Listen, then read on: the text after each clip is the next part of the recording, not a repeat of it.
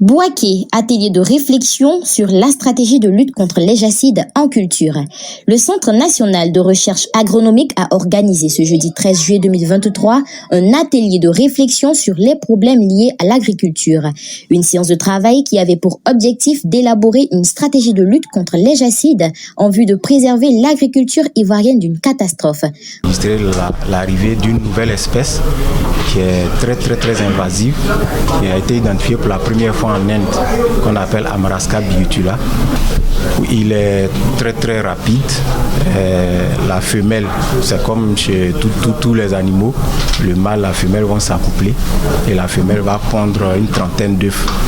Au bout d'une dizaine de jours, les œufs vont donner des larves et la particularité, c'est que le ravageur attaque plusieurs cultures. Dès le début de la session culturelle 2022-2023, les champs de gombo, d'aubergines, de piments et de coton ont subi des attaques sévères de jacides dans le centre-ouest et le nord de la Côte d'Ivoire. Des équipes du CNRA ont été déployées dans les principales zones touchées en vue de comprendre les causes de ce phénomène.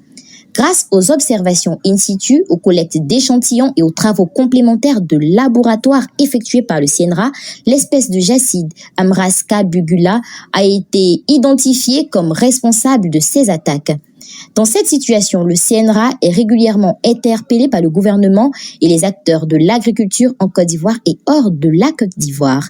Il lui revient par conséquent, en sa qualité de chef de file de la recherche agronomique au niveau national, de mener des réflexions pour mettre au point des stratégies de lutte efficaces correspondant ou répondant aux préoccupations des producteurs et des décideurs du monde agricole. Près de 80% des pertes sur le gombo par exemple.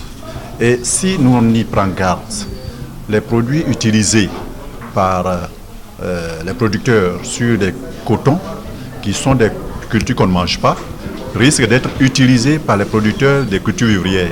Parce que n'ayant pas de solution, eux, ils vont prendre tout ce qu'ils vont trouver.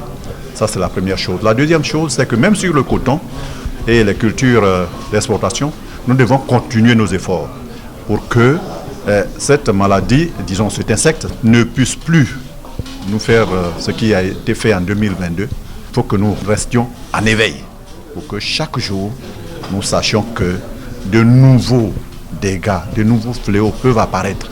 Et donc, nous devons prendre des dispositions pour ne plus être surpris comme nous l'avons été avec les jacides. C'est ça l'importance de cet atelier. Une initiative saluée par le ministère de l'Agriculture. Le CNRA, leader de la recherche agronomique en Côte d'Ivoire, a permis, de par ses travaux, de connaître un début de solution dans la gestion de ce phénomène au niveau de la culture du coton.